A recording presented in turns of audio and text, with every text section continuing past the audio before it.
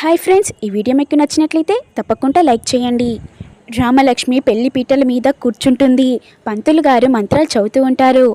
జానకి మాత్రం టెన్షన్ పడుతూ ఉంటుంది. ఆద్య, ఏదో జరుగుతుందని చెప్పావు కదమ్మా, ఇప్పుడు ఏం జరుగుతలేదు అనే విధంగా జానకి అడుగుతూ ఉంటుంది. ఇప్పుడు రామలక్ష్మిని ప్రశాంత్ పెళ్లి చేసుకున్నాడు అనుకో, నా బిడ్డ జీవితం సర్వనాశనం అయిపోతుందమ్మా. నా బిడ్డ జీవితాంతం ఏడుస్తూ ఉంటుందమ్మా. ఎలాగైనా ప్రశాంత్ బండారం బయట పెట్టాల్సిందే అనే విధంగా జానకి అడుగుతూ ఉంటుంది. ఆద్య ఈ విధంగా అంటుంది, అవును పెద్దమ్మ, ప్రశాంత్ బండారం బయట పెట్టాలి. అది మనం మాత్రమే పెట్టాలి. ఎందుకంటే మనమే చూసాం కాబట్టి మనమే ప్రశాంత్ బండారం బయట పెట్టాలి పెద్దమ్మ. ఏంటి, ప్రశాంత్ బండారం మనం బయట పెట్టాలా? అది రఘురామ్ గారితో మనం బయట పెట్టాలా అనే విధంగా జానకి అడుగుతుంది. అవును పెద్దమ్మ, మనం మాత్రమే బండారం బయట పెట్టాల్సింది. ఇప్పుడు రామలక్ష్మిని పెళ్లి చేసుకున్నాడు అనుకో, మన రామలక్ష్మి జీవితం సర్వనాశనం అయిపోతుంది పెద్దమ్మ. ప్రశాంత్ బండారం మనం బయట పెట్టాల్సిందే. ఇప్పుడు చూసావా, ప్రశాంత్ గాడు అంత చేసినా కూడా ఏం మెరగనట్టుగా పెళ్లి చేసుకున్నాడు. ఏం తెలియని వాడు చావు బతుకులో ఉన్నాడు.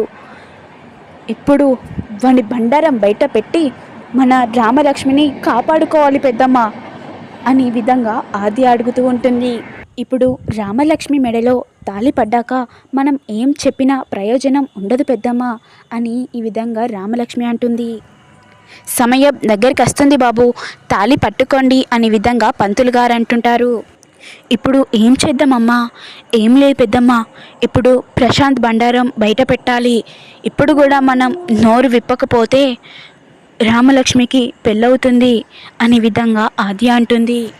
బాబు, ఇప్పుడు మెడలో తాళి కట్టండి బాబు అనే విధంగా పంతులు గారు అంటుండగా ప్రశాంత్ వెళ్ళి రామ మెడలో తాళి కడుతుండగా ఆపురా అనే విధంగా జానకి అంటుంది. ఆ మాట విని అందరూ షాక్ అవుతారు. వెంటనే రఘురామ్, ఏమైంది జానకి అనే విధంగా కోపంతో అడుగుతూ ఉంటారు. ఏం లేదండి, ఇప్పుడు కూడా నేను నిజం బయట పెట్టకపోతే నా బిడ్డ జీవితం సర్వనాశనం అయిపోతుందండి. ఏంట నిజం చెప్పు జానకి అనే విధంగా అడుగుతూ ఉంటాడు. వీడొక్క దుర్మార్గుడండి, అందరినీ మోసం చేసుకుంటూ వస్తున్నాడండి. వాళ్ళ నాన్న శౌర్య సార్ కోసం నిజం చెప్పడానికి బయటికి వస్తుంటే వాళ్ళ నాన్న మీదికి రాడ్డుతో కొట్టి చేపల పండపెట్టి అటువైపు పండపెట్టి వస్తున్నాడండి. వీడి చేసే ప్రతి ఒక్క పనిలో వెనకాల అందరు బలైతూ వస్తున్నారండి. ఇప్పుడు కూడా ప్రశాంత్ చేసిన మోసాన్ని శౌర్య సార్ నెత్తి మీద వేసుకొని చావు బతుకులో ఉన్నాడండి అనే విధంగా జానకి అంటుంది. రఘురామ్ ఈ విధంగా అంటాడు, వాడు చస్తే చావని, ఎందుకంటే నా బిడ్డని నమ్మించి మోసం చేశాడు, మళ్ళీ ఇంటి పరువు కూడా తీశాడు. వాడు చస్తే చావని, అట్టొంట కోసం మనం ఆలోచించిన టైం వేస్ట్ జానకి అనే విధంగా జానకితో చెప్తూ ఉంటాడు. వెంటనే జానకి ఈ విధంగా అంటుంది, మన ఇంటి పరువు తీసింది శౌర్య కాదండి, ప్రశాంత్ అనే విధంగా జానకి చెప్తుండగా ప్రమిళ ఈ విధంగా చెప్తూ ఉంటుంది. అవునన్నయ్య గారు, వదిన గారు చెప్పింది నిజమే అనే విధంగా అనగానే అందరూ ఒకటేసారిగా షాక్ అవుతూ చూస్తూ ఉంటారు. వీడు చేపట్టి శౌర్య చావు బతుకులో ఉన్నాడన్నా, ఇప్పుడు నా భర్త కూడా చావు బతుకులో ఉన్నాడు, కేవలం వీడి వల్లనే అన్నా. ఇప్పుడు నా భర్త శౌర్య కోసం నీకు నిజం చెప్పడానికి వస్తుంటే నా భర్తను కూడా రాడ్డుతో కొట్టి చేపల చుట్టి ఆడ పండ పెట్టాలొచ్చాడన్నా. ఇట్లాంటోడు ఉన్నా ఒకటే చచ్చినా ఒకటే అన్నా, వీణ్ణి చంపాలన్నా అనే విధంగా ప్రమిళ అంటుంది. వీడు కేవలం నా కొడుకని ఎన్ని తప్పులు చేసినా సరిదిద్దుకుంటూ వస్తున్నానన్నా. శౌర్య నా రక్తం కాకపోయినా శౌర్య నా కోసం ఆలోచిస్తాడన్నా, నా కోసం, నా కుటుంబం కోసం ఆలోచిస్తాడు. ఇప్పుడు వీడు రామలక్ష్మితో పెళ్లి చేసిన జీవితాంతం నరకం చూపిస్తాడన్నా. ఇట్లాంటి వాళ్ళకి పెళ్ళి కూడా చెయ్యొద్దు అనే విధంగా ప్రమిళ అంటూ ఉంటుంది.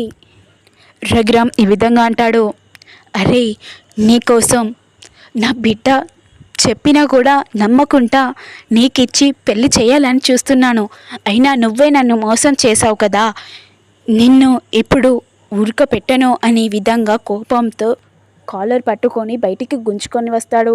వెంటనే ప్రమీల కూడా ఈ విధంగా అంటుంది, అన్నా విని ఉంచొద్దన్నా, విని చంపేయన్నా, విన్ని పోలీసులకు అరెస్ట్ చేయాలి అనే విధంగా ప్రమీల అంటుంది. వెంటనే రఘురామ్ పోలీసులకు ఫోన్ చేసి వీడు జీవితాంతం జైల్లో ఉండేటట్టు చేస్తాన్రా అనే విధంగా రఘురామ్ అని వెంటనే పోలీసులకు కాల్ చేసి, పోలీసులు వచ్చినాక వీడు జీవితాంతం జైల్లోనే ఉండేటట్టు చెయ్యండి అనే విధంగా రఘురామ్ అంటాడు. వెంటనే రఘురామ్ రామలక్ష్మి దగ్గరికి వెళ్ళి, సారీ అమ్మా, నేను తప్పు చేశాను. నేను 10 మందికి న్యాయం చేసేది నా కన్న కూతురికి అన్యాయం చేస్తూ పోతుంటే ఆపావమ్మా. నేను వాణ్ణి మాటలు పట్టుకొని నిన్ను కూడా లెక్కలేయకుండా అర్థం చేసుకోలేదమ్మా, నన్ను క్షమించమ్మా అనే విధంగా రఘురామ్ అంటుండగా, నానా నువ్వు అలా అనకు, నువ్వు నా కోసమే ఆలోచిస్తావు, నువ్వు నాకు అన్యాయం ఏం చేయలేదు, నువ్వు నాకు న్యాయమే చేస్తావు నానా అనే విధంగా రామలక్ష్మి అంటుంది. లేదమ్మా, నువ్వు నా కోసం ఎంత చేసావు, నా కోసం నా పరుగు పోతుందని, నా ఇంటి గౌరవం పోతుందని ఇష్టం లేని పెళ్ళి మీద కూడా కూర్చున్నావమ్మా. ఇప్పుడు నేను చెప్తున్నానమ్మా, ఇప్పుడు నీకు అడ్డంకు చెప్పేవారు ఎవరు ఉండరమ్మా. ఇప్పుడు నువ్వు ఆ శౌర్య సార్ దగ్గరికి వెళ్ళమ్మా, ఆ శౌర్య సార్ని బ్రతికించుకో అమ్మా అనే విధంగా రఘురామ్ అంటూ ఉంటుంటాడు. అది విన్న రామలక్ష్మి వెంటనే శౌర్య సార్ దగ్గరికి వెంటనే పరుగులు పెడుతూ ఉంటుంది. శౌర్య రామలక్ష్మికి ఇద్దరికీ పెళ్లి జరుగుతుందా లేదా, లేకుంటే ఇదంతా భ్రమణ అని మీకు తెలియాలంటే నేను పెట్టే ప్రతి వీడియో ఫాలో అవి చూడండి. Please do like, share, comment, subscribe చేసుకోండి.